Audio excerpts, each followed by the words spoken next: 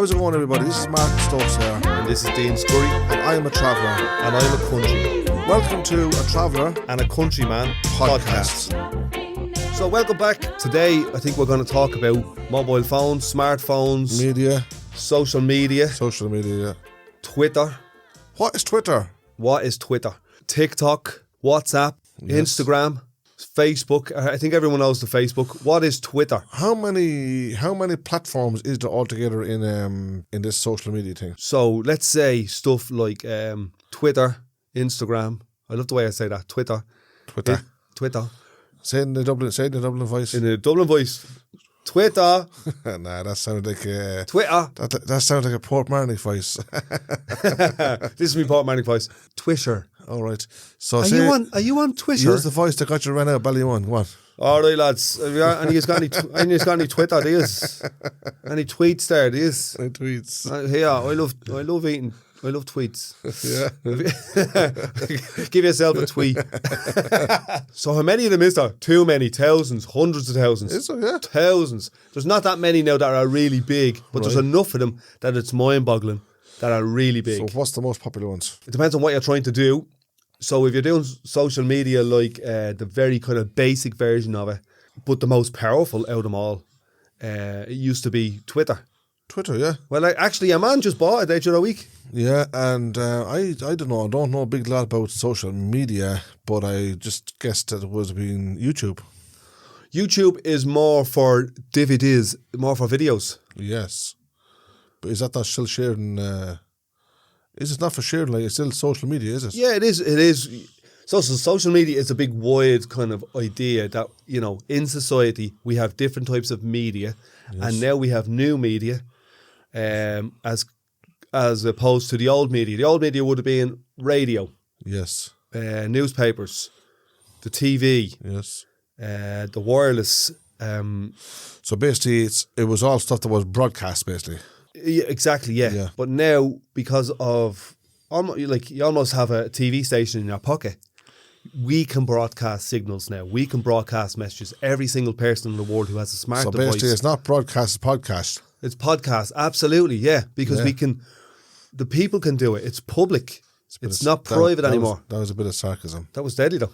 Yeah, but not broadcast, podcast. Podcast. So I said a couple of weeks ago, about entrepreneurs, and one of the basic things kind of in owning your own business is that you have the means of production, that you can produce something. Dean, if you don't mind, please, can we not talk about money tonight? We won't talk about money ever. You made me feel like a millionaire here the last time, and I walked outside, I had to lift home in the rain. You look like a million lira. That's a great compliment. You look like a million lira. Thank you. It's about £4. Yeah. So a million lira. Lira. It used to be like, it was Spanish lira, I think, or something like that. Before the euro. You look like a lira. Yeah, you look like a million lira. Is it lira in Irish? It's lira in English language, Irish accent. It's lira. Lira. How do you say it? I don't know how to say it. You're the one that told me about it. Entrepreneurs or business people, they own the means of production. Like the fella who owned the newspaper company, he owned the means of production. He owned the printing press. He could put his message or his friends' messages on the paper or on the radio or on the TV screen, and they broadcast their message to everybody. They were the newspaper people, is that what you're saying? They were the people with the message. They were the people with the ability to broadcast. But now... Was this before internet? This was way before internet. But even when internet came around, it took about 20 years for the big monsters like the TV programs, the newspapers and the radios to start to lose some of their... share of the market, some of their power to social media companies. And now the biggest communicators of information in the world are social media companies. Yes. Twitter being one of them. YouTube. Well, the only one I've heard of some of them, but the only one I'd really know would have been YouTube, all right. You said you use WhatsApp? WhatsApp, yes. So WhatsApp is... But WhatsApp is only a new thing, it's not it? It's only about 5 or 6 years old. Yeah, and it's not public, as in if you put something up on Twitter, everyone can see it, or most people can see it. If you put something on WhatsApp, it's like person to person or person to group or group to group. So tell me something, right? I know we're going into a different track here, right? Say in the settled community, yeah, what would be the most platforms that, say, the countryman would use, basically, if you want to put it that way? It depends on which version of the countryman you're talking about. Talk about every countryman. Well, it's not everyone uses the same thing. I would imagine that in working class communities, it seems like they use Facebook and Instagram. And in middle class communities, it's Instagram and Twitter. So why would first class communities, working class communities, use what was the name again? Facebook. Now, I'm not familiar with all of this stuff. Have you ever seen Facebook or used it? Straight up, I've heard of Facebook. Yeah, I heard of it a million times. You want to put it that way. I have never ever once used Facebook. I don't know how to use Facebook. If I showed you, would you go, "Oh, that's Facebook"? Would you know what it looks like? No, seriously, I wouldn't. I know you might think I'm exaggerating. I'm not. I would not know Facebook. Like, when you mean if I showed you, I don't. So say if I showed you WhatsApp, you'd know what it looked like. Yeah, you? I know. Look, look here. Basically, I use WhatsApp a lot, you might say. Yeah. Say it's mainly what the traveller community use. Well, it's what a lot of people. It's what most people use instead of texts. No, anyway. not all of the traveller community. A lot of them would use the other platforms that we're talking about. I know that the young lads advertise cars on Facebook. Okay. To advertise stuff like that. Whereas if I was advertising something, it would be on like Done Deals. So Done Deals kind of came from the magazine. Do you remember the magazine? We wouldn't call would we call Done Deals adverts social media? No, they're more websites, and they came from the magazines. We used to be able to get a copy of the magazines. Done Deal magazine. The buy and sell. The buy and sell. The old buy and sell. That's right. And then you had the Auto Trader. Auto Trader. So you went into a shop. For those people who don't know, you went into a shop. Yeah. You bought the Auto Trader. If you wanted to put a car up for sale, you sent your information, probably by post, or you rang them, have a car for sale. I'll tell you how I used to work with the buy and sell. Yeah. Yeah. You'd have to ring them. And they'd, of course, there was a time there when there used to be free ads. Yeah. And they just put your ad up because they were like making their profit just by selling the papers, basically. Very good. But it was a very, very popular. It was Ireland. It was Ireland's. It was Ireland's advert, especially putting it. Yeah, it was a marketplace where you could buy stuff that people were just buying and selling out of houses. Anything. Yeah, it didn't make a difference. Everything was for sale in it. Then you had the Auto Trader. Yeah. Auto Trader was an English company, and they started, say, as you call it, going widespread. They brought it to Northern Ireland, and then what used to happen, if you wanted to advertise something like a van or a car or whatever, just say, you had to ring Auto Trader back then, and they'd say, make a time for you, right, okay, we'll be with you at such time. It could be a week, maybe a week and a half waiting for them to come. But what they used to try was, it used to be released every Thursday. Yeah. So they would try to make a time before that Thursday, depending if they could reach you in time. So they send some guy out with a van, take pictures of your... No. Yes. Are you joking me? No, that's true. I can't really remember that. I remember because we done it a lot back then. So they'd send their own photographer out, we take a few pictures. Take the pictures of whatever you're selling. If you're selling a van or a car, yeah, they'd take the pictures of that. And then, say, you give them your story, whatever story you want to put in to advertise. Immaculate condition, drives really well. Yeah, that kind of stuff. I mean, just pay them cash, basically, for that ad. So the following Thursday, that book then would come out, that Auto Trader book, and your advertising would be in that. Yeah, man, they must have had a crew of people up and down the roads. They would have probably had, maybe they had hundreds of people working for them. Wow. But I'm sure they were sort of making their appointments fairly close, if you know what I mean. So all that's gone now because all you do is get on your phone, take pictures on your phone, upload it on your phone, pay them on your phone. Yeah, everything. So look at that. Look, if I said to my young lad now, look, I want to advertise something there, he can have it done within 5 minutes. Or buy something. Well, no, but yeah, but the buying part of it is easy because you're only browsing. But you're buying on your phone, you're selling on your phone. You're not necessarily buying on your phone. Well, you might be paying him the cash, but you're looking at the product on the phone. you're looking, what I'm saying, you're browsing, and you spot something that you like. Yeah. Of course, you ring up and you ask and maybe make a time to view it. I think it's only a matter of time before that bit as well is gone. I don't know. I don't think so, because Well, people do it all the just time by now. looking through a phone, you don't get the feel of a car, do you? Yeah, but let's say it's not cars, right? Cars is a specific thing, but people buy food, Well, cars, clothes. they do, but motors now, say likes of cars, vans, campers, trucks, you name it. They are a very, very big. They're a big market in Dundalk. Yeah, but what you're saying is that you probably wouldn't just look at something on a phone and go, yeah, I'll have that. You'd have to check it out, kick the tires, as the man says. Yeah, and if you don't get it at the right price, go around and kick the tires again. yeah. And you get when you get the price down, if it's not down far enough, and you're running out of words, what do? You go around and kick them tires again.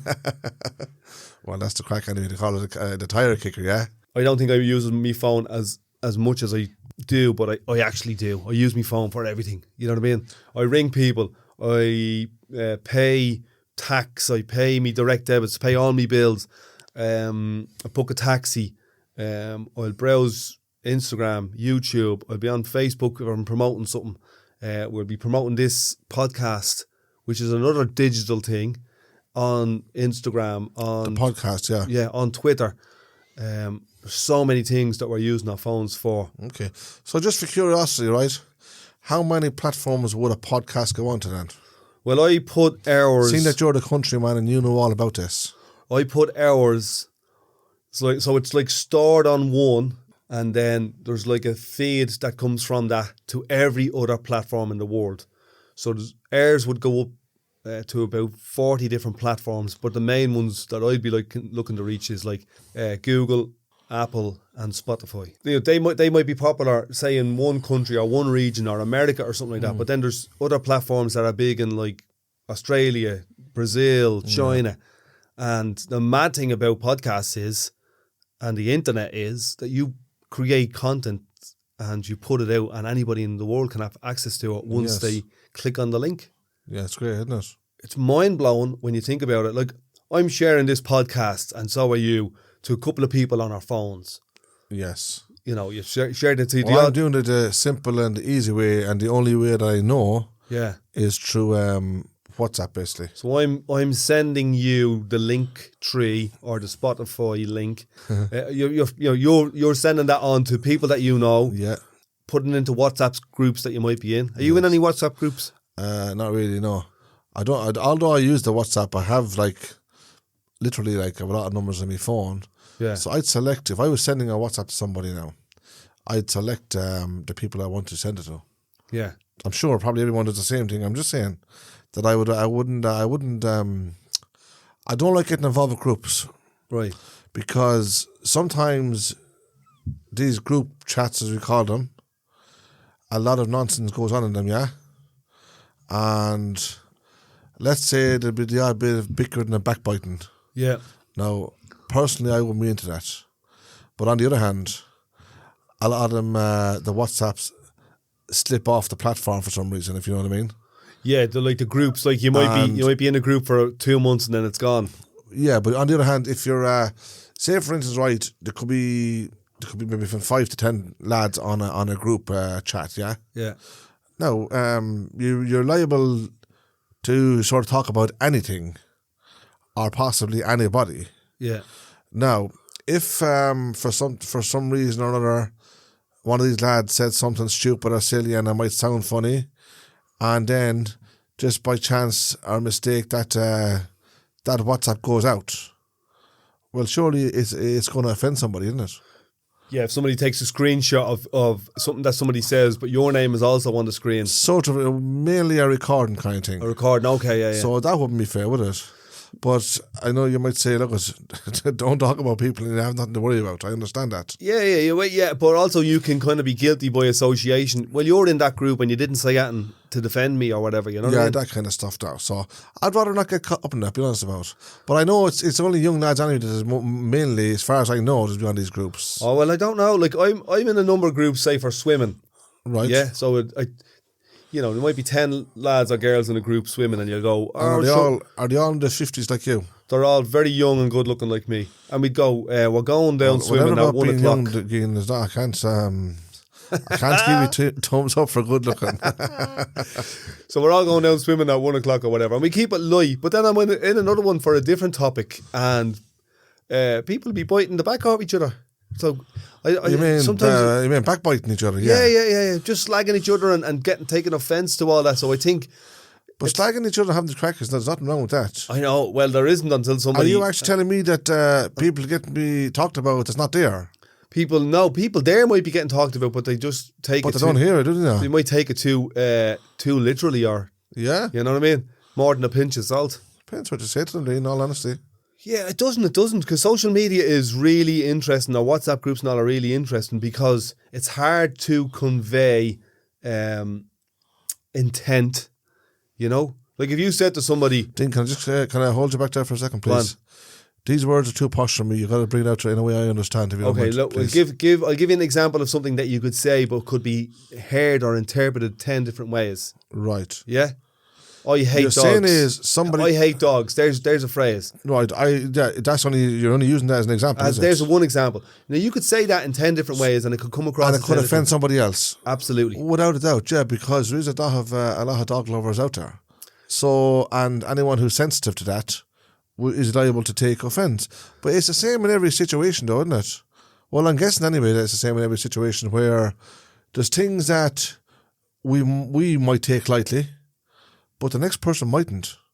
And it leaves you, how would you say, it sort of leaves you confused thinking, why is this person upset, or how did they get upset? Or if you were the one that said something, what did I say to actually upset them? Because I didn't I don't think I said something that should have upset them. Or how did they interpret my message? That's the point I'm trying to make. Yeah, that's what I'm trying to say. So I could say something like, maybe the dog one was a bit of a weird example. Yeah. So here is, I love Ballymun, right? Right. Could come across, if you wrote that down, I love Ballymun, you know what I mean? There's different ways you could say it. And people could take offence to that. Yes. Like, I love Ballymun, you could be sarcastic. Yeah, right. I love Ballymun. Yeah, I love Ballymun. Okay. You know what I mean? Yes. Or you could ask as a question, I love Ballymun. What do you mean? You know what I mean? Just different ways to interpret. So in social media, it's hard unless you're putting in exclamation marks and commas and little smiley faces and sad faces and tears and clowns. Yeah. It's hard to know what people are saying. And it turns into anti-social media very, very quickly. Yeah, you're right. Smart devices turn people stupid very quickly. But it would be still all back down to comments then, wouldn't it? What do you mean? Well, depending on what a person would say, or even mean, or whatever they'd be referring to. Yeah, and also, as you mentioned in WhatsApp groups, sometimes people can put in stuff that you don't want to say, but they might say it, and they might be saying it as a piss take or a joke. Like, don't get me wrong, I've often heard people say sending WhatsApps to each other, yeah, and sometimes they might come to your phone and you listen to it, but it's where somebody might have took the other person up wrong. Do you know what I mean? I don't know if that ever happened to you now. Absolutely, it happens all the time. That's my point. Yeah. Social media turns into anti-social media. Yes. Or smart devices turn people stupid very quickly. Did you ever send a WhatsApp to somebody and you get no reply kind of thing? I've often sent a WhatsApp to the wrong person. Serious? Oh, today actually I was doing a bit of DIY and my phone was in my pocket, and a mate of mine had just left a voice message. I left a voice message back. Yes. And then I went on and started doing the work, and I looked at my phone about an hour later, and in my pocket the screen wasn't locked. Right. And I sent them about 100 different things. Yes. Voice notes and pictures and videos and all types of stuff. From your phone? Yeah, just because it was in my pocket mooching around with my keys and all that. All right, so your phone wasn't switched out? It wasn't switched, it wasn't locked. All right. So that's dodgy though, isn't it? Absolutely. But anybody could have gotten any message from my phone. But you can't blame social media for that. You blame Dean for that. Yeah, you blame Dean and the voice. So. The voice in my pocket should said, You're doing DIY. Turn your phone off, you tick. Yeah, but I told you a few times you do need a new phone because that phone, like it looks like. I don't even know why we're even talking about social Let's not media. get into comparing things now between me and you. No, I don't even know why we're even talking that about jumper looks like it's a social 1980s relic. I don't even know why we're talking about social media with the state of that phone that you have, honestly. I bought that phone online for about 200 quid. It's like social media is trying to escape from your phone. It wants to get away from you. And you can buy the same one, well, the brand that everyone goes for. How much did you get for that phone, Dean? I paid about 250 quid. But if you bought the Samsung one, which is like the equivalent, it's about 800 quid. Serious? That's mental, isn't it? Was it the very first time that... what's the name of the phone again, sorry? Oh, I'm not sure. I got it's like a Chinese import job. The phone itself, basically, it's not Apple phone. No, it's a Xiaomi Note or something like that. Oh, all right. It's not like a Samsung. So are they the ones, when you buy one, you get 10 free with them, is that right? This is the one that the smart people are using because they're not paying 800-900 quid for a fancy name, Samsung, which doesn't mean anything other than it's a name. Dean, we can't, badmouth people that want a good phone and want to pay good money for, like, you know. I think I can badmouth whoever I want. If somebody's thick enough.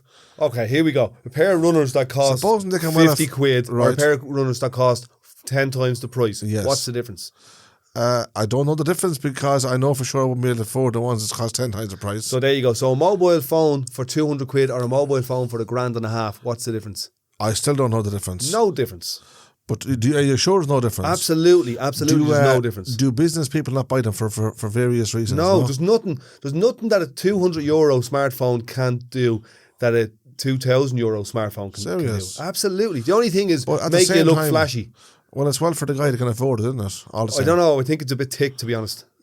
That's not smartphones. That's stupid phones. Yeah? Yeah. So you're are you saying they're taking the meaning away from the phone? I think the phone companies are taking the money out of their pocket. Yeah? Yeah. It's like the equivalent of buying expensive runners like Hirachis. You'd want to dig yourself in the teeth. But if they call it a smartphone and you go and pay €800-900 for one, yes? Yeah.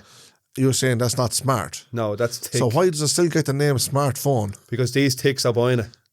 Dean, we're talking about people again. We can't be doing. I told you earlier on. We can't be. I'm going to call them all calling people. I'm going to call out. If you're spending your money or someone else's money on a €1,000 phone, and then you don't have the brains to get it insured, put a decent screen on it, put a protector on it, and keep that phone for 10 years, you're a tick.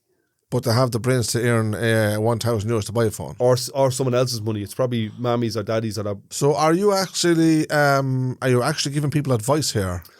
This is like an agony. I'm like an agony aunt. Yeah, agony Dean. You're an agony Dean. Pain in the hole. You're an agony Dean. Are you actually telling people, look, don't go out and spend €1,000 on your phone, buy one for 200 because it's the same job? Absolutely. So who's the winners in this?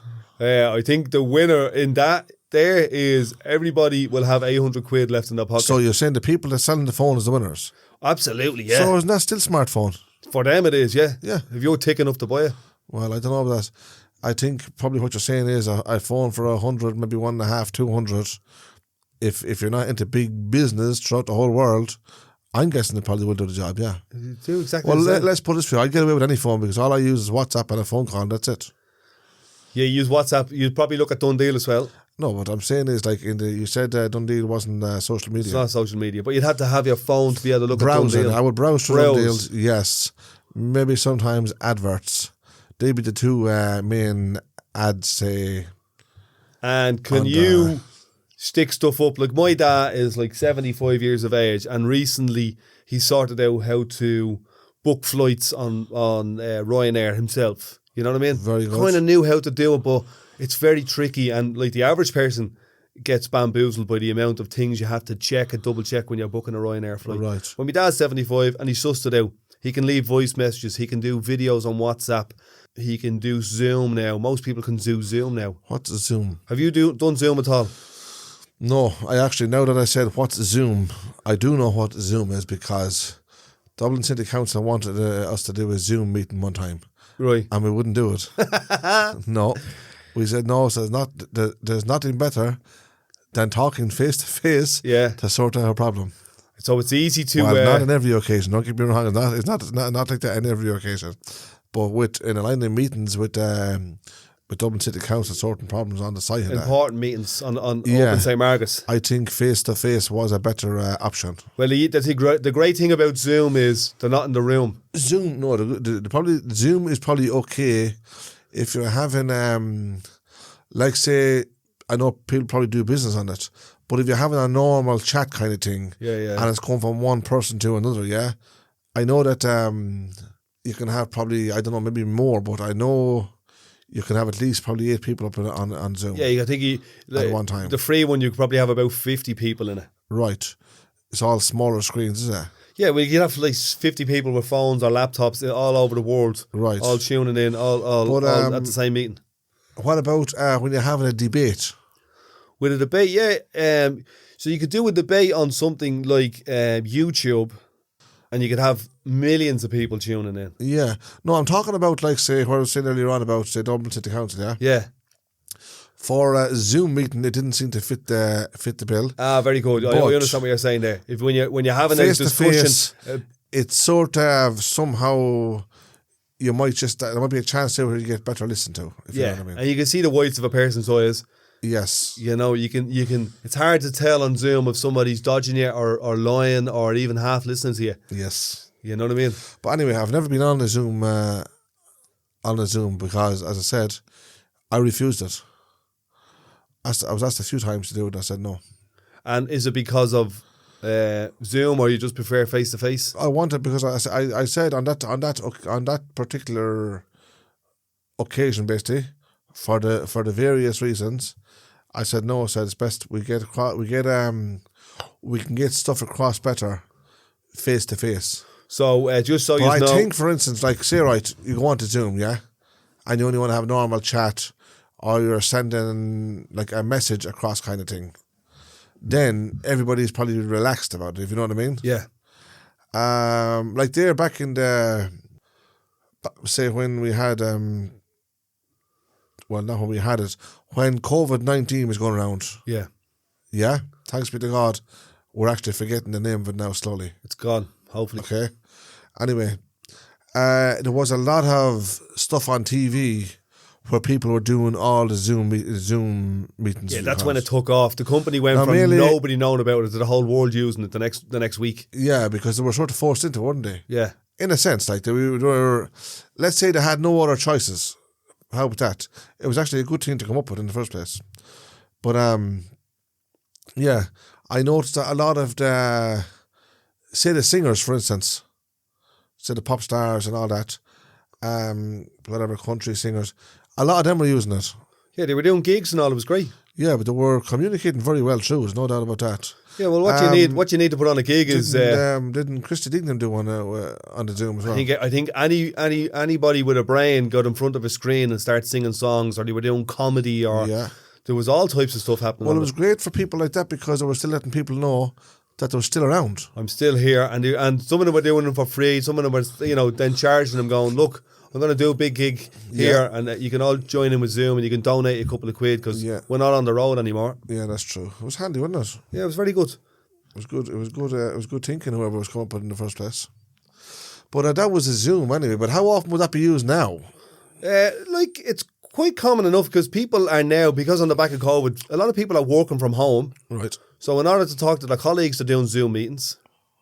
I know we set up a health and fitness festival during COVID, and a lot of the classes that we were doing, like boxing and yoga and meditation and all that, was through Zoom. And that was into the schools, was it? That was everywhere. Anybody could tune in Ballymun or anywhere in the world. It was very good.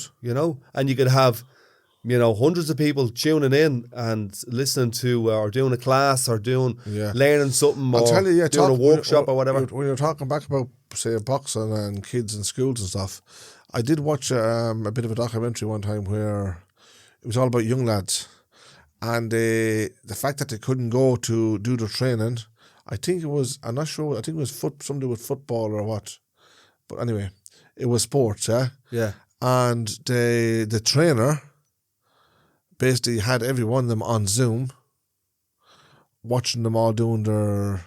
Oh, very good, yeah. Their training at home, basically. So one of the coaches here was doing it, Owen Roddy, who does the MMA up in SPG. He was doing regular classes with the kids.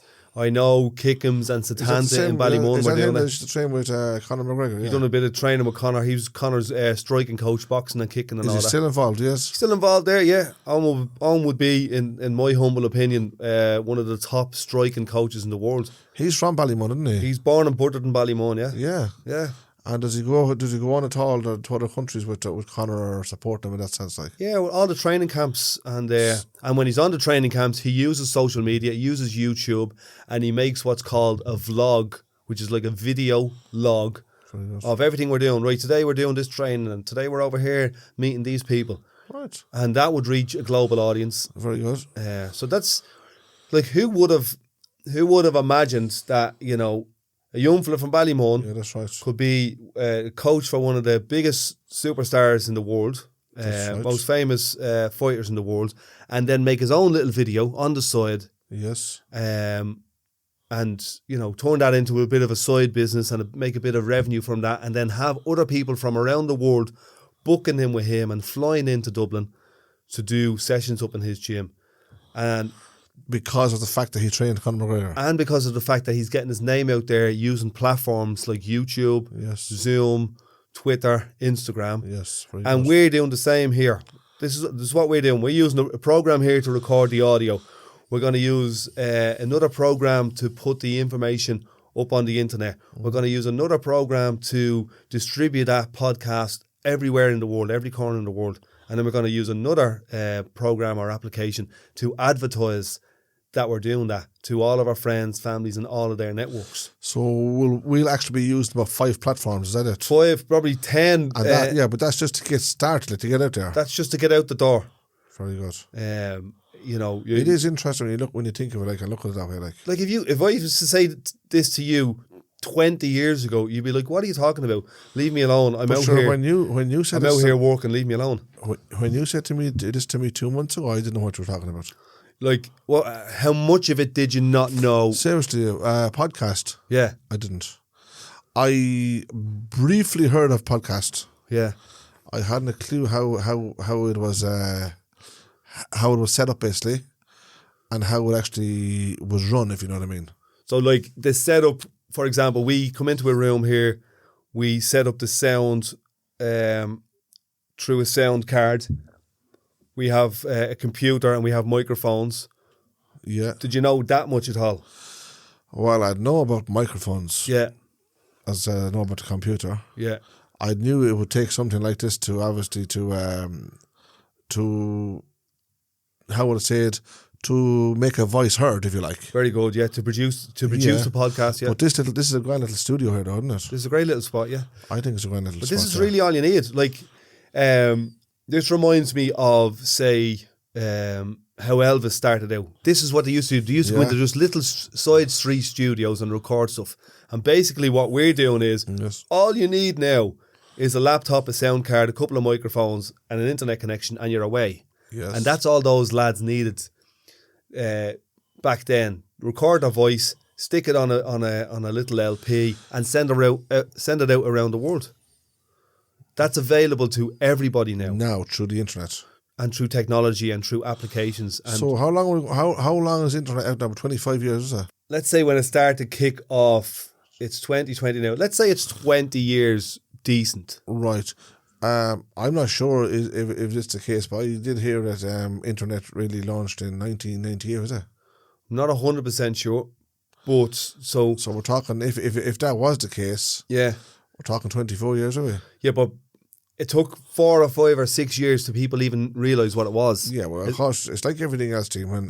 When like say internet came out first, nobody knew what it was. Not many people did. Not many people were using it other than colleges and the military, you know, for communication. Yes. But now there's not a person, I would imagine, in the Western world or in the developed world that doesn't know what the internet is. I'd say that there's most people, even in the remotest part of the world, know what the internet is, know what a smartphone is, know what WhatsApp is. Like WhatsApp is an amazing tool for communicating. It's free. You can communicate to groups. You can send links to stuff. You can send videos. You can send text, pictures, the whole lot. Through WhatsApp. Through WhatsApp. You can press a little button, record your voice. Yeah, I know that. It's fantastic. Dean, I know about the WhatsApp, which I think is very, very good for a lot of reasons. If you want to use it for the right reasons, basically. Yeah. I like where you're going there, because you can also use it for stupid reasons. Yeah, that's right. Yeah, it can be a lot of nonsense also at times. Like I'd get a lot of stuff sent to me through WhatsApp. Yeah. Yeah. But mainly what I'd be getting through WhatsApp would be a lot of let's say little prayers. Right. Very good. And a lot of anything to do with the church and a lot of holy stuff and that. I like to get the odd funny WhatsApp, if you know what I mean. Yeah.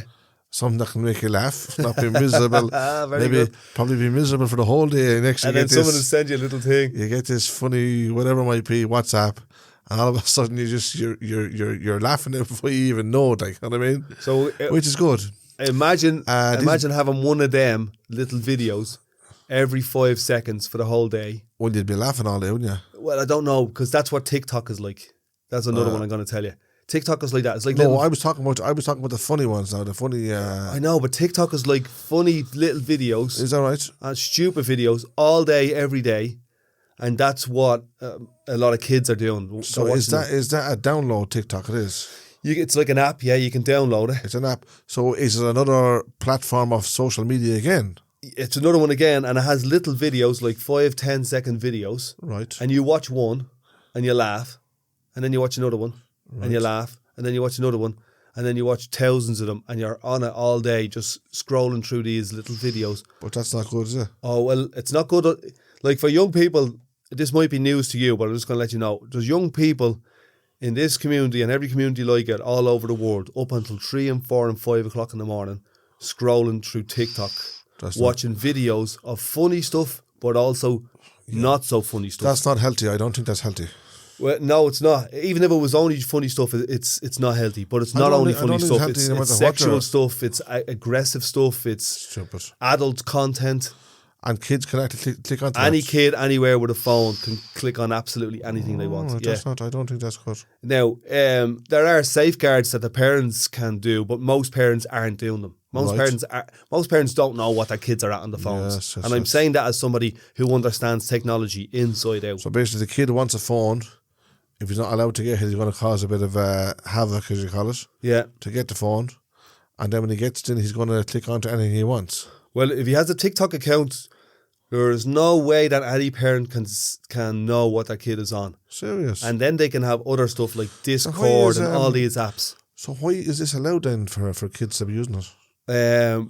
One is, I think, the parents don't understand the technology. Should there not be some sort of... I don't mean a ban, but some sort of restrictions.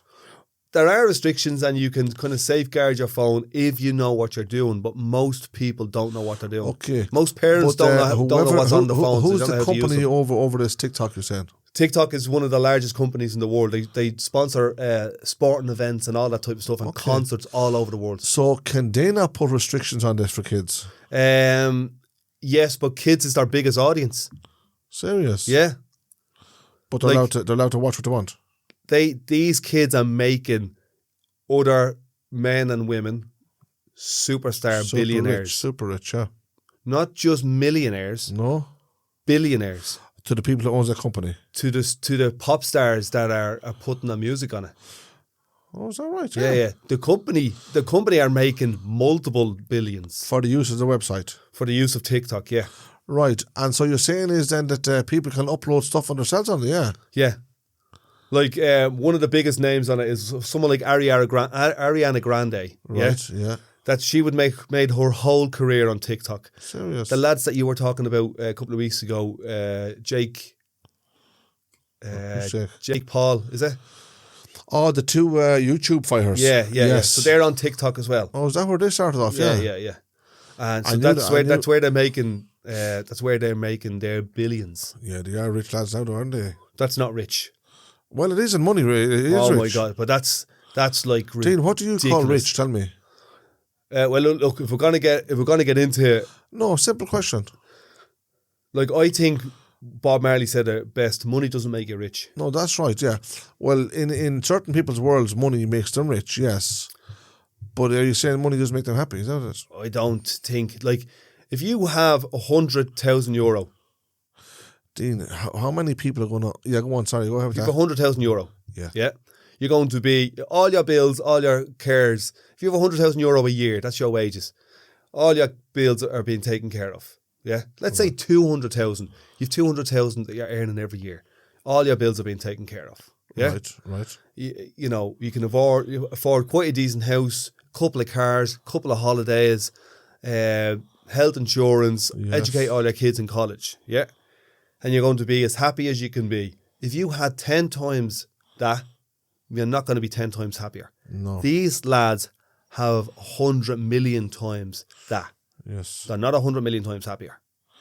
No, I understand they're probably not a million times happier, but it still doesn't say that they're not rich in money. No, they are. They're very rich in money. Yeah. Absolutely. But for all the money in the world, what's it worth? If how you're making your money is that there's 12 and 13-year-old kids all over the world scrolling through pictures of you and every other pop star like you until 4 or 5 o'clock in the morning. Is that where we're making our money from? So that's like slavery to me. It is, isn't it? It's not nice. You're locked in. You're locking not just a generation in one city. You're locking a generation globally into flicking through a phone and aspiring to be you, who was like a disillusioned billionaire teen icon.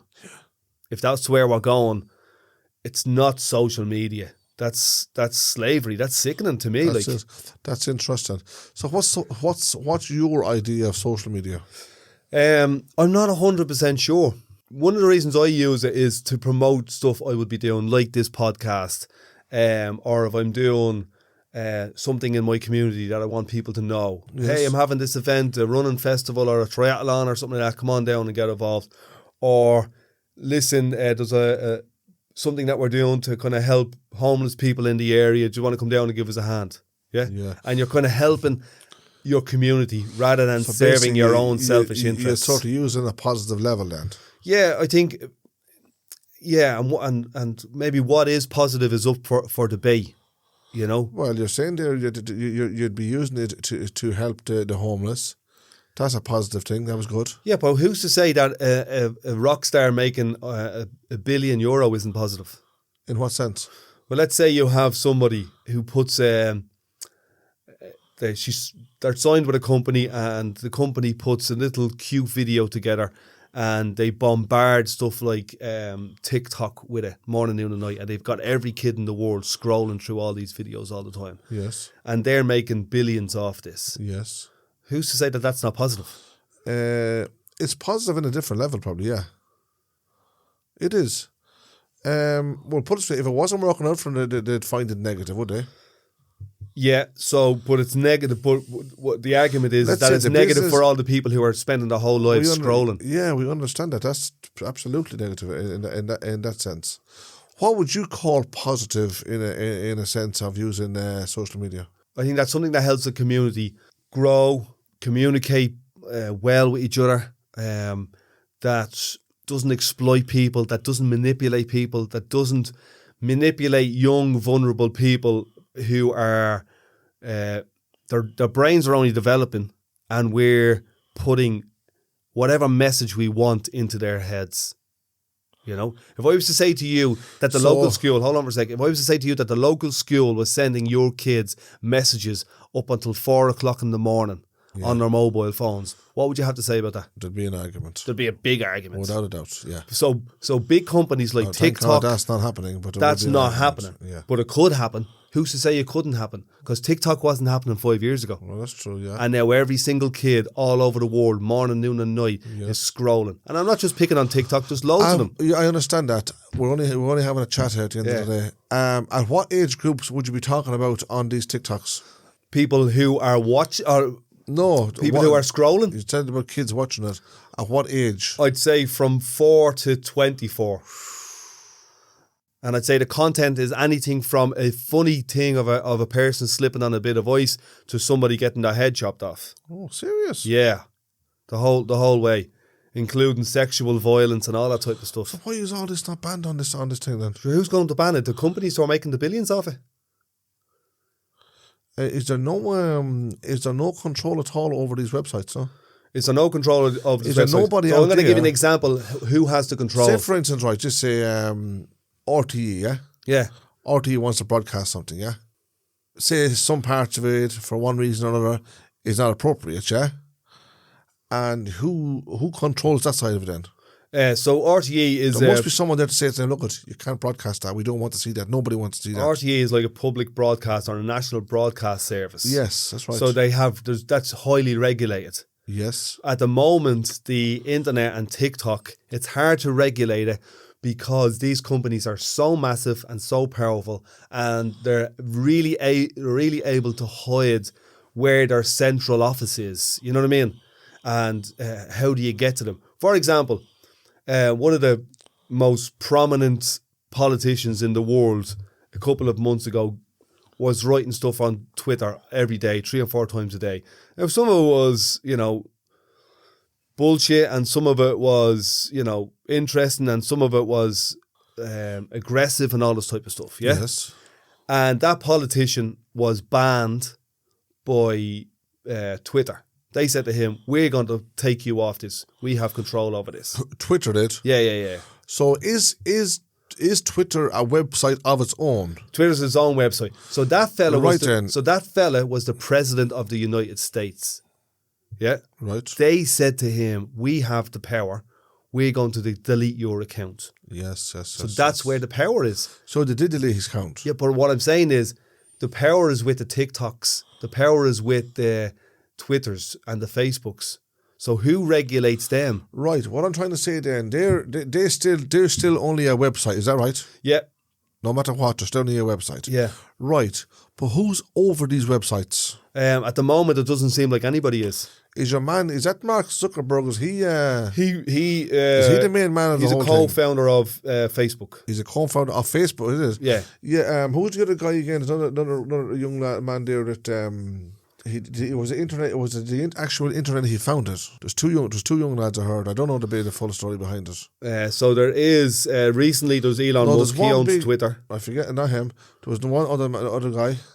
So you have Mark Zuckerberg. You've got Elon Musk. I'm not sure who you're talking about. I'm telling you, What did he do? I heard his name a million times.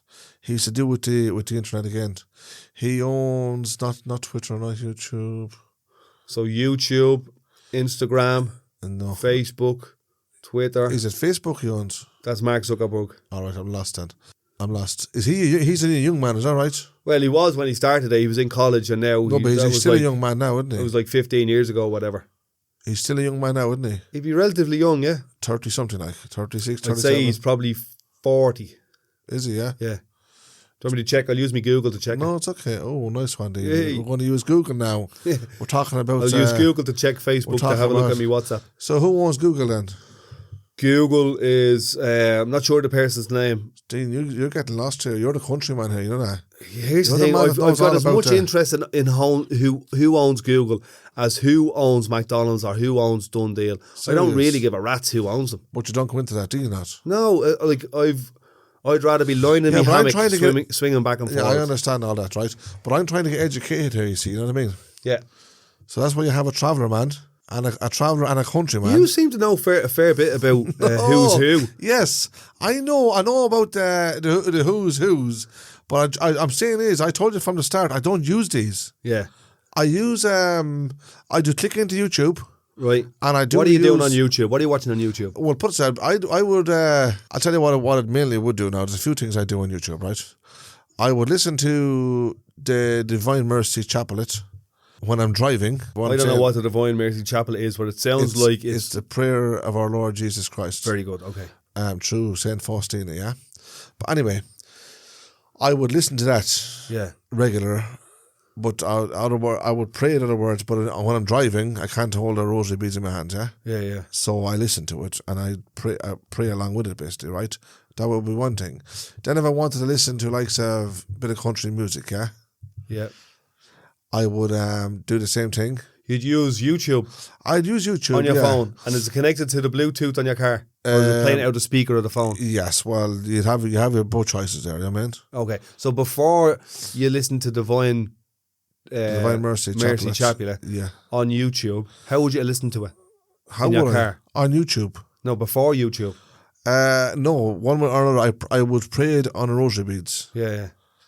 Let's say you were driving along Yes. 10 years ago. You didn't have YouTube.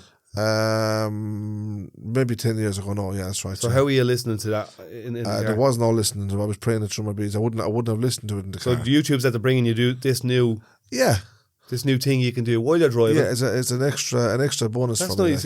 Yeah. The other thing is, I would listen to likes of singers if I wanted to select a singer. Bit of country music you're into. It's fairly easy to get onto. Yeah. I've often researched. Like I have a great interest in people's lives. Yeah.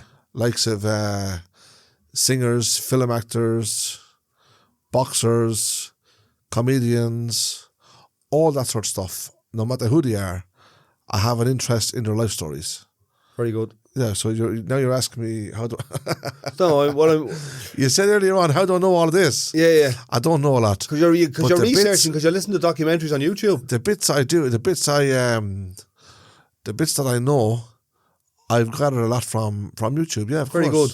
So instead of, say, reading a book or something like that, because I used to read a lot. And not so much now? Like, for instance, I still have them. I literally have like hundreds of books. Yeah. Where I used to read them every night. But it was mainly the main books I would read would be all about the life stories of past saints. Oh, very good.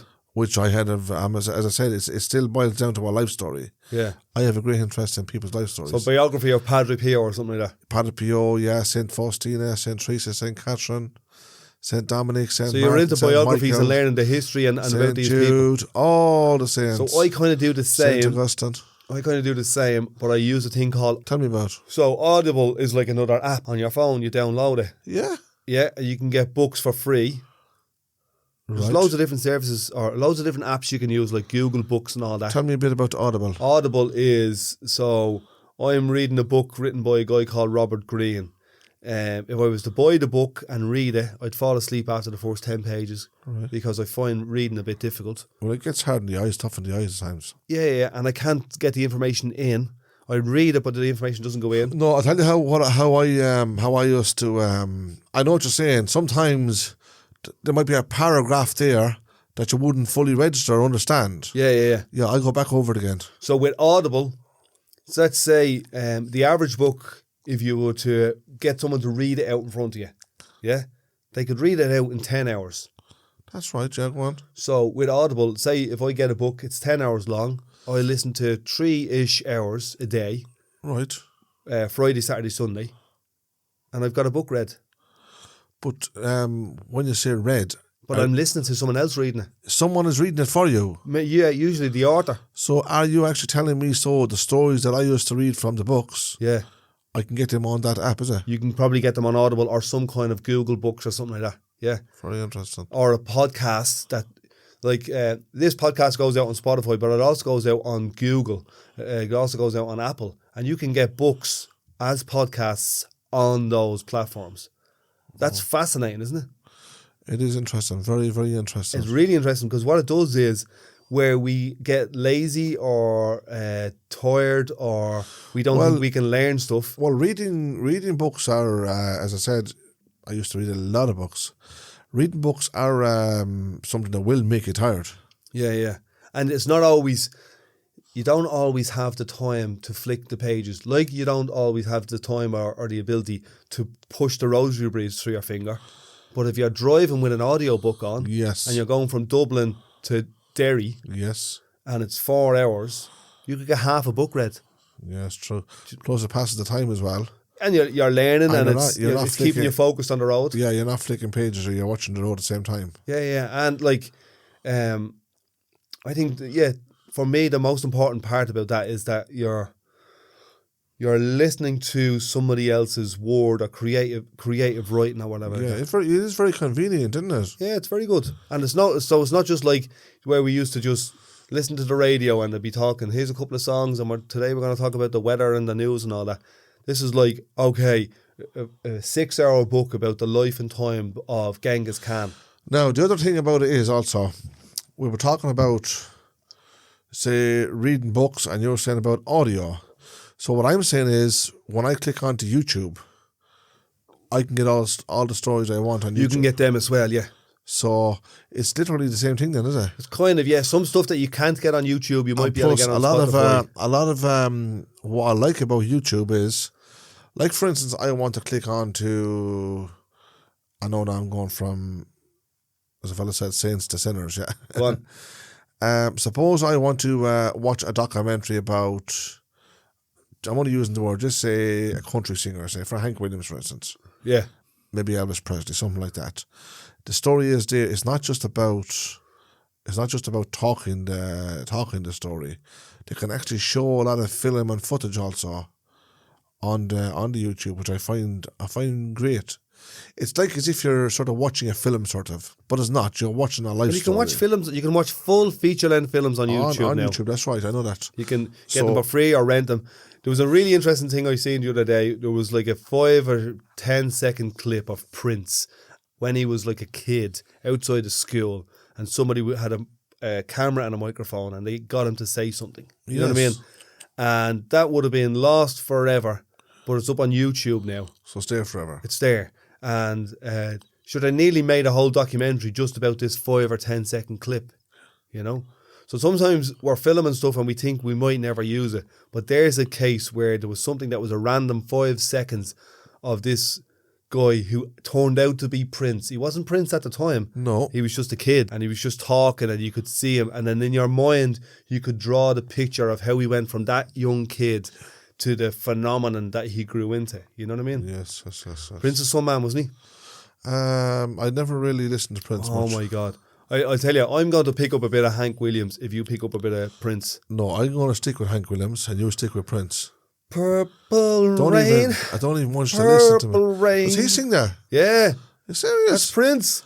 No, I'll tell you what, I never knew he sang that, but I know that UB40 sings it, Ali Campbell. He wrote that one for Sinead O'Connor. Serious? What you call that one? You know So the tell me real this sad then. one that Sinead O'Connor sang? She actually has good songs, hasn't she? She's amazing songs, yeah. I think, I'll tell you But what the one she that has. she's best known for, Prince wrote. The Nothing Compares to You. Yeah. Serious? He wrote that. All right, that's a good song. But I think there was a bit of That was back in a bit of the dispute between them. Two of them. I think between Prince's estate and Sinead O'Connor, because she done a documentary about it recently, and he wouldn't let them use the music of it. To the rights of it, was it? Yeah, to the rights of it. It's an interesting old world, the old rights and all that. Yeah, but see, Sinead O'Connor has a brilliant voice. Yeah. Like, absolutely brilliant voice. And you hear a lot of her songs. Did you ever watch maybe the odd Irish film? Yeah. And you hear her songs beyond them. The Wind That Shook the Barley, is it? The Wind That Shook the Barley. I think Sinead O'Connor is singing at the start of that as well. I noticed that she sings in a lot of films, a lot of Irish films. Oh, it's lovely. And she's absolutely, her voice is just, you might say, out of this world. So, now some people mightn't agree with that because they mightn't understand music or even voices, if you know what I'm saying. Yeah, well, look, music is like comedy. It's like anything. It's everyone's taste. Like, some people are into Enya and some people think she's muck. Yeah, that's right. You know what I mean? Yeah. She's got a big open voice too, hasn't she? A big wide voice. She's got a lovely wild old voice. That's it's right. It's like opening the back door and looking out into the countryside. That's what her voice sounds like. Yeah, is that what that picture you gave us? Yeah. Yeah, you know what I mean? Like, you're just going, right, do you want to hear Wilderness in Ireland? Right, take a listen to this. Yeah. And it's like a wild spirit or something like that. Yes. It's like a voice is strapped to a horse and it's just going off over the fields. Oh, come on, Dean, you're losing it now, honestly. I love it. I think you're getting too deep into it. You're getting... I'm trying to pour honey in your ear, paint the picture with words. You're running away like the wild horse there. So, social media, let's chat about other bits of it that you mightn't be familiar with or you might be familiar with. So who would be popular on Instagram that you'd know? Tyson Fury, for example. Instagram? Yeah, he's on Instagram and he puts up a picture of him in a suit walking down a road somewhere promoting a fight. That's kind of what it's used for. All right. You know? Or if we're going to promote this podcast, I'll stick up a little picture of a Traveller and a Countryman podcast, yes. and listen to the next episode that's out on Tuesday night or something like that. Yes. Where you wouldn't. I wouldn't use TikTok for that. Now, it probably does a big audience for us on TikTok, but it's just a nightmare to look at. It's like candy floss. That's what it's like for me. What is a nightmare to look at? It's just it's a load of very short videos that you scroll through, as I said before. So how long would the videos go on for? 2 seconds to 2 minutes, something like that. Serious? Yeah. And that is the longest videos I'm in not sure what the longest one is. You could probably have one longer, but that's the average is about 10 or 15 seconds. All right. Of an old video. Somebody driving a sports car up a road, a cat jumping into a pond, a fella falling off a ladder. So morning, noon and night, all day, every day. Dean, it's nuts. Chill out there, relax. I just wanna, Nobody's fighting here with you, honestly. I want to smash TikTok up. I'm telling you. If you're using TikTok, you're a tick. Are you serious? Oh, it's a, yeah, as I call it, it's a daymare. It's a daymare. It's not a nightmare. It's a bleeding daymare. Is it? Yeah, it's a but daymare. But do you use it? I'd say all in all, I've probably used it about 10 times, and I got a pain in my hole with it. Serious? Yeah, it's nuts. So you have no plans of using TikTok? No, I've no tolerance for it. And do you think I find it very addictive. And do you think it's going to get stronger? Absolutely. People are very easily, very suggestible. Easy caught on by it. Like. Easy caught on by it. Very addictive. People like, they like. I don't know if you ever heard of a thing called dopamine or serotonin or something like that. It's like a little chemical in your head that when you get something like an ice cream, you get this little feeling. Well, TikTok is like 1 million of them a day. Dude, people are strung out on it. You're making me laugh, Steve, for some reason. People are strung out on it. It's very addictive. It's more like there's online gambling, right? Right. Where people lose their livelihood, okay? And they use apps to get people strung out on gambling. Yeah. And for me, TikTok is very, very similar. Serious? But what the product, here's what the product is. It sounds like this TikTok is damaging, is it? It's very damaging. I think it's damaging. Here's what the product is. Right. Yeah. Are you ready? Now, you maybe never heard of this concept before. What are they being sold? Yeah. What's the product? What is the product that they're being sold? The product is the attention span of the people watching it. Serious? Yeah. So, but it's taking a lot from the people, though, isn't it? It's taking all their attention span. Yeah. So why is it taking their attention span? Well, because there's spent so much time stuck in it. Yeah, but why would a company want to take their attention span? You answer that question, Dean. You're going to have to, I don't know. Okay, so let's say I had something on my phone and I'm flashing it like this, and you're looking at it, and every 5 seconds you're looking at it, and you're keeping flashing it, and at 4 o'clock in the morning you're still looking at it. Yeah. Yeah. What do you think I'm getting out of that if I'm TikTok? A broken phone, because I'd be breaking the phone off the wall. Yeah, also, but I have an opportunity to slide in little advertisements all the time. Serious? Yeah. Oh, chocolate. Oh, Coca-Cola. Oh, this song that's coming out by this big artist. Yes. I just slide them in all the time. So it's like tap, tap, tap, tap, tap, tap, tap, tap, tap, tap, tap, tap, tap, tap, tap on every young brain in this world. Yes. Morning, noon and night, all the time. I imagine that couldn't be good for them, being honest about. I don't see any value in it. But they're the product. The moral of that story there is that it is addictive to young people. It's designed to be addictive. All right. And it's designed to get all of their attention span all the time, and not release them from the phone.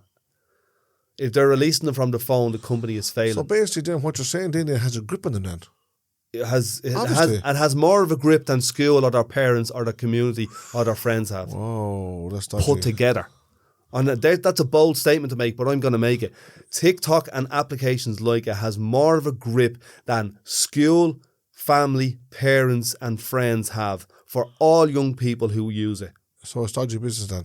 It's great business if you own TikTok. It's business it's good business for the people that's own it, but it's dodgy business for people that's when I say dodgy business, like for the people that's using it. It's dodgy business for the young people whose attention span is being manipulated by billionaire. So do you think companies.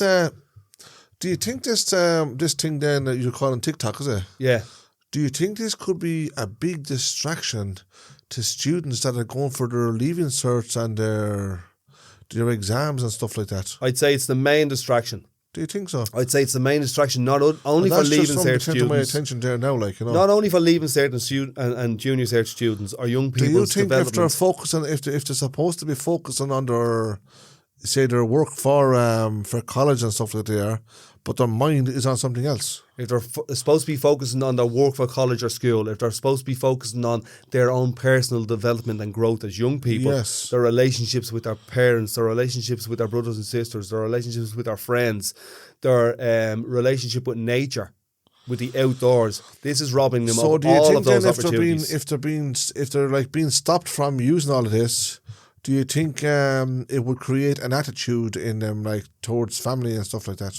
Yeah, absolutely. It's possible. Yeah, well, you know, like, say 5 years ago, if before TikTok and all these, if there was a kid in a sitting room playing a PlayStation and you took the PlayStation off the kid, Anger there and then. anger, bang. Absolutely, yes. What are you doing? What the F? Who are you? I'm playing the game. He's Leave me gonna break alone. the play some sort of thing, yeah. And that's at like 3 or 4 o'clock in the day. Yes. Yeah. These kids are on these devices at 4 in the morning. When we're all asleep, we are all in bed asleep, snoozing. And your kid is underneath a blanket with a phone in their face, Yes. 4 or 5 inches from their face, flicking on screens So that, Dean, that that- portray images that aren't just men falling off ladders or cats falling into a swimming pool.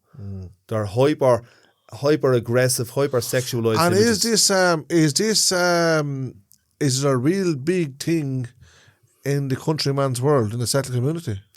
Not only in the settled community, it's massive in the travelling community as well. I can honestly speak to you now for half of the travelling community. Well, I'm gonna give you a wake up call, Martin. I'm telling you now, Yeah. there are young men and young women Yeah. from the ages of 10 years of age Yes. to 20 years of age in the travelling community in Ireland and in England, obsessed with this. Yeah, well, I know that none of my kids, anyways, for sure. None of them absolutely never has been. No, but in The the travelling older- community, I'm going to say that you're quite unique. No, but I'm not unique because I'll tell you why.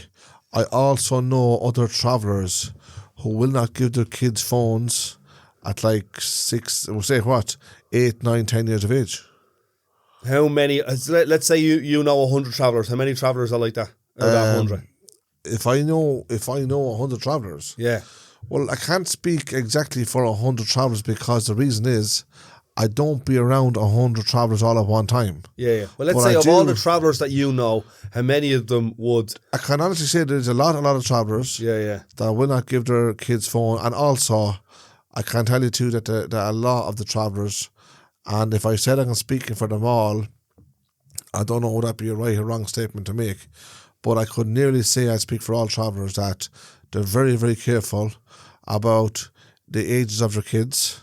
Majority of them, I'm talking about a big majority of them, are very careful about their kids at certain ages having phones. And I know, like, Oh, I can say that as a traveller man. without I doubt. know. Say there's a particular group of like 12 and 14-year-old traveller boys, and I know that none of them have mobile phones, right? Right. But I also do know if I go onto TikTok or YouTube or Instagram now, Right. and I put in traveller, Yeah. or traveller fights or traveller shaming, that I'll Yeah, find, but are you saying... Yeah, go on, go that I'll ahead. find hours and hours and hours and hours of video travellers. footage. Yeah. Yeah, that's right. You probably will find that on YouTube, without you saying. Not just on YouTube, on On TikTok. Right, but I don't know. I genuinely don't know about TikTok, and also I can sort of half answer that question. If you find stuff on TikTok, Yeah. are you talking about 10 and 12-year-olds and 14-year-olds? I would imagine these are Like, a little these bit be- older. These would be are lads these- who were like 15, 16. So that answers my question, Dean. Yeah. The thing about it is, I know for sure there is 14 and 15-year-olds allowed phones. Yeah. Do you understand? I'm not saying I know for sure what they be on. How can I know what other what kids are on? Exactly, yeah. But I can honestly say that travellers have this, let's say they have this carefulness about them, about what age kids are allowed phones, or like what, say for instance, I know television is maybe not classed as social media, is it?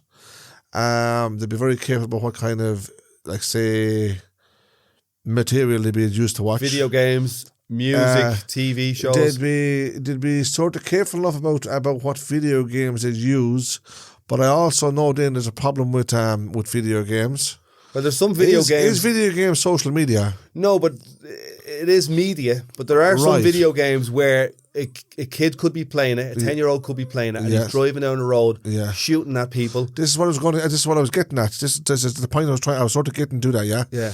I do know that there was and probably still is some video games that's marked as a certain age for kids, which would be some of them I think called PG, parental guidance. Yeah. And then another one just stating that kids can watch them. Yeah. But yes, they somehow slip in this stuff where, like you said about kids driving a car and shooting this one, shooting that one. But the most famous one in the world is something like Grand Theft Auto, where you can't only shoot people, you can chop off heads and all that. Well, that's crazy. But there's kids, 10, 11, 12, 13-year-olds, whose brains are half developed. Yes. Engaging with those until all hours in the morning. But the thing about it is, this kind of stuff that on video games, it means that a parent will have to go through every bit of that video game to find out what faults are in it.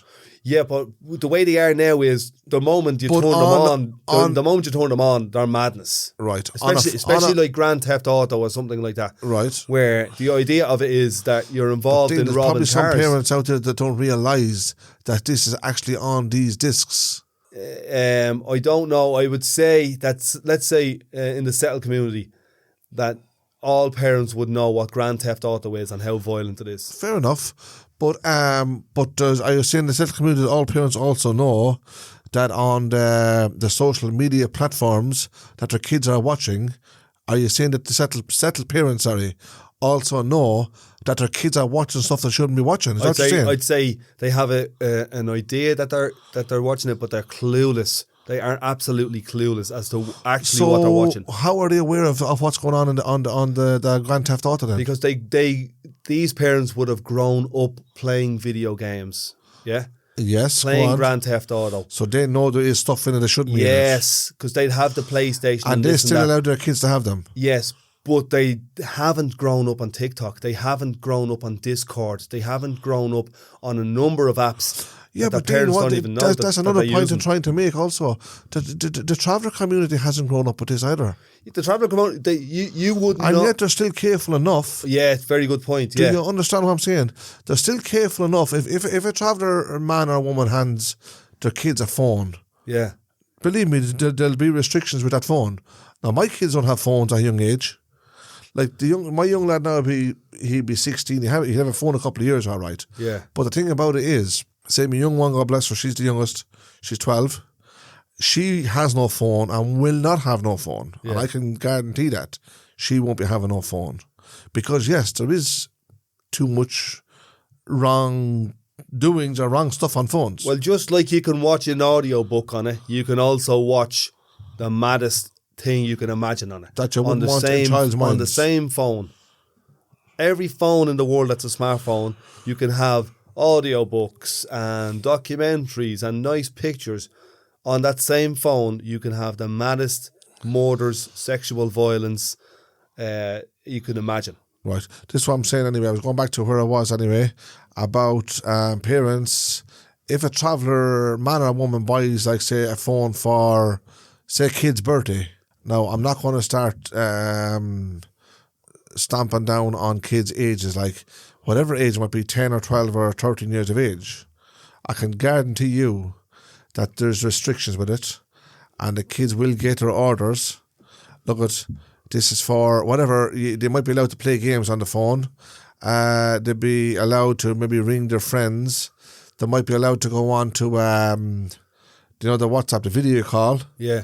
They might be allowed to use WhatsApp, but only for their own little bit of fun, messages and jibing and joking and another way of contacting their little friends or having a crack with them, yeah? So there's enough entertainment in that for kids 10 and 12 years of age. But I can honestly tell you the travellers are very, very serious about these things. And there is no doubt about that. Well, maybe there's some wisdom to be shared and I'm there. not, again, as I said before to you, I'm not throwing all the sugar lumps at myself here or at the travellers either. But I do know that. No, I get it. Like, they're very careful about them things. I've seen firsthand in this community. I know a young group of traveller boys. Now, it boils back to one thing again, and none of them have phones, like. Oh, there you go. Now, this could boil back to something else also, is a fact that we talked about in one of our previous podcasts, yeah? Yeah. Where we were saying about the settled community having more freedom. Isn't that living proof of it then?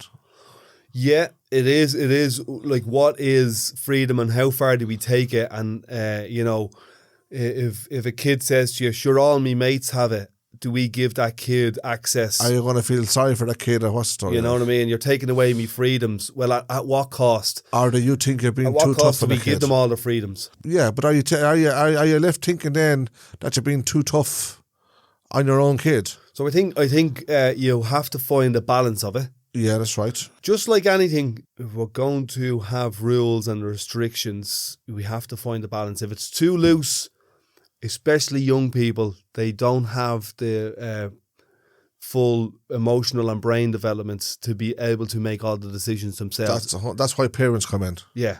That's why Or teachers, or youth workers, or police, or whatever. But yes, we can talk about police, we can talk about youth workers, we can talk about teachers. Yeah. But the parents play the biggest role in a kid's family, in a child's family. So basically, the teacher is there for what, 5 or 6 hours a day? What time? 9 till For 120 days from a year. 9 to 2 or 9 to 3, yeah? Yeah. Different times of the school, yes? Then it's home to the parents again, yes? So one way or another, the parents have the biggest responsibility, no matter how we look at it, no matter who we bring into it. Police, teachers, whatever, guardians, you name it. Parents is number one. Parents are number one, yeah. So they have the biggest responsibility, and they should be, they have the power, let's say, to lay down, we call it certain laws, if you like. Yeah. But it's laws that they're supposed to lay down and protect their kids. And they also have a certain responsibility to know what's on the DVD, what's in the game, what's in the music, what's on the app. So they should be well entitled to check that out. So and make sure that it is okay for the kids to watch. So it goes back to the question then, because you asked the question about who's keeping an eye on the likes of TikTok and all these guys. You know what I mean? was saying who's over them. Yeah, who's over them? Who has the power to put restrictions on them? Yeah, so they have a responsibility as well. But they don't hold up to it, do they? They definitely flout the rules and the law for profit. It's profit forced for these guys. That's the way I see it. It's definitely profit forced. Profit above the development of young people. That's right, yes. That's number one. They definitely don't have the young people's interests as their priority. No, without a doubt. No, it's billions over brains. Yeah, and it's, again, we said it earlier on, if it's causing a distraction to young people, and this is the times that young people are, say, it's an important time in their lives, let's put it that way, when they're, let's say, leaving school, moving along to college, or maybe starting off in a new job, that kind of stuff. Yeah. And if you have this kind of distraction constantly running through their heads, what does it say for education? Well, it says that education in terms of these companies is not forced. It's not priority. Development is not priority. What's priority for these? It's like billionaire development rather than brain development. You know what I mean? That's what they're trying to do. They're trying to grow their businesses and not grow communities, not grow the potential of young people. They're trying to exploit the attention. It's all about the money then. It's trying to exploit the attention span of young people. Yes. For profit. The product is the attention span of the young person. That's what they're selling to all the other companies all over the world. Here's what young people are watching. Here's how you can put your product in front of them morning, noon and night, and we can drip feed them. You thought Coca-Cola was drip feeding a message? Well, you check us out. You thought they were bad? Well, you see the ones that come after us. Yes. These lads are vampires for young people. Yeah. And if you think anything different, go into your child's bedroom at 3 o'clock in the morning and see that they have the light on underneath the that's cover. Probably not speaking for every person, like obviously not. No, but I am speaking for the likes of TikTok, who have not just millions, not just hundreds of millions, billions of young people addicted to the product. It's nice to make it clear that we're not just. It's not like you're saying that parents are bad to their kids. That's not the case. No, but what parent knows what their child is doing at 4 o'clock in the morning? Be more careful about stuff. Yes. What parent knows what their child is doing when you think your child is asleep? Yeah. But they're not. They're daydreaming, watching TikTok or the other programs. Not just TikTok, but TikTok is the largest. Again, we're only having a chat here, Dean, and it's not as if we're criticising anybody or. Well, I'm criticising TikTok. I'll be absolutely straight about it. TikTok, yes, because it's a massive product, but we're not criticising families or parents. I think families, parents, adults who own children, they just do not know what's going on. Maybe that could be the case. The products are so complicated and so well put together. I'm sure every parent's doing their very best for their kids, like, you know what I mean? Absolutely. But it's just to be a little bit more careful. And even the parents' lack of knowledge is being exploited by these companies. Yes. These products are so sophisticated that I would test any parent's knowledge of them. And I can guarantee it that they haven't got a clue really what's going on and how, even from like a brain development point of view, what's happening to their child's brain. Yes. If a child is on these even 4 or 5 hours a day, never mind 10 hours a day up until 4 o'clock in the morning. Yes. The parents don't know what's going on inside of their child's brains. As you said, it could be a case where they don't know or they mightn't be aware of the situation. No, here's an example of it, okay? You could imagine now if a child had a TV in their bedroom and the parent didn't know it was on and the child had access to every single TV channel. Yes. Murder, war, violence. Yes. Sexuality, yes, and every child in Ireland was watching those TVs up until 4 o'clock in the morning. Yes, then going to sleep for 3 or 4 or 5 hours, and then getting up for school, and that happening day in, day out, year in, year out. Well, welcome to TikTok. It would eventually create a crazy world, wouldn't it? How can I protect you in this crazy world? It would create a crazier world, and my question is. True. Who was trying to create that crazy world and who was profiting from it and who actually even knows that's going on? Them big companies. Dean, you know what I thought would be an interesting, I don't know if you would be thinking it. Do you know, talking about, say, poor people on the street who are homeless, yeah? Yeah. Did you ever have an interest in that? I have a big interest in it. Have you? Yeah. I was questioning you, but I know you have an interest. That's why. A big interest. Maybe it's a topic we can discuss. Well, you're the man that closed down or opened up the Apollo House or closed down. What did you do? I done both. I opened it up and closed it down. You opened up for to bring the poor people into it. Is that right? Yeah, and also just to prove a point in the country. About poor people. You brought the homeless people into it. Is that right? Yeah, like homelessness is a really interesting topic. But what I tried to do was take the most vulnerable homeless people off the streets at the most difficult time of year. Yes. 100 years after a revolution in this country. Are we talking about homeless people just sleeping on the street? Well, these were what I'd called rough sleepers. They're not even considered homeless, to be honest. That's what I was going to say to you, because there's people classed as homeless. They don't have homes, but they're living in, like, say, accommodation and hotels and stuff like that. If you use, say in Dublin, if you use Dublin City Council's homeless accommodation, then you're considered homeless. If you're sleeping rough, you're not considered homeless. You're considered a rough sleeper, and the numbers aren't even counted in the official. Are you actually considered non-existent? Is that what it is? You wouldn't be far off. You're a rough sleeper, and you've decided not to go to homeless accommodation. In the eyes of the government, would you be classed as non-existent? Yeah. It's crazy, isn't it? It's a crazy world. It's crazy, and it's very, very, very, very sad. Let's get our teeth into it the next episode. I'd like to have a talk about it, yeah. I'm not saying I'd have a great big knowledge about it, but I would like to, sort of discuss it a little bit, like. Happy days. And maybe, please God, sometime, I'm not saying just through ourselves here, but sometimes with the grace of God, all this homeless thing might be finished with, and people mightn't have to live on the streets. As a matter of fact, even sleep on the streets, which is even worse. Like, if you drive through Dublin this minute, you will see people literally sleeping on cardboard. You'll see people sleeping in ditches. Well, trust me, if you go up to the Phoenix Park, you will see people sleeping in ditches. Right, let's take Phoenix Park, for instance, right? In Phoenix Park, we don't have government officials. We don't have big rich councillors. We don't have people with voice, if you know what I'm saying, people with power. Yeah. We don't have them walking through Phoenix Park. We have them walking through the streets of Dublin every day, kicking the cardboard out of the way, and where the people are sleeping under. Well, look, you've got the US Embassy and Michael D living up in the Phoenix Park. Right, go on. You know what I mean? They're not blind. No, that's right, they're not. They're not blind. And if they are blind, Yeah. I'm going to make them see what's say- right in front of them, what's underneath their nose. If they don't know it's there, and I'm sure they do. And that's actually happening in the Phoenix Park this minute. Absolutely. There are many, many people without homes sleeping in ditches and in tents in the Phoenix Park. Right. Now, we only have a couple of minutes left in this studio here, right? Can I just say one thing to you?